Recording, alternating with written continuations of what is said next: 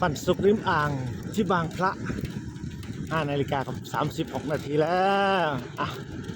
เคิร์ฟโค้งที่สวยงามบนเส้นทางสร้างสุขที่สวยงามปั่นจักรยานเราก็อัดแอปโครงการของรัฐบาลมาใช้ด้วยเหมือนกันนะคนละครึ่งพลัด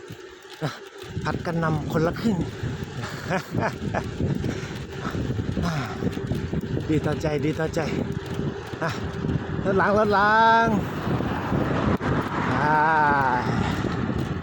เพลินไปกับการปั่นจักรยานรับอากาศเย็นๆในยามเช้าๆริมอ่างบางพระปั่นสุขใจไปกับ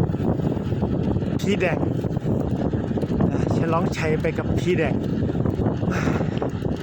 ปั่นสุขใจไปกับหูยินยอดกตัญญูยอดเยี่ยมเลย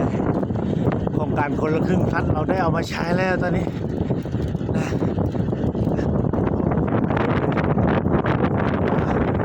เพื่อนสมาชิก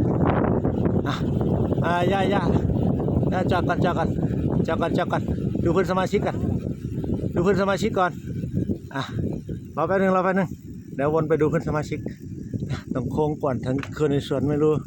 ใครเป็นไรเดี๋ยวต้องวนไปดูที่นึงไปดูหน่อยที่ยางรั่วหรือใครเป็นอะไรเนาะริมอ่างบางพระอันนี้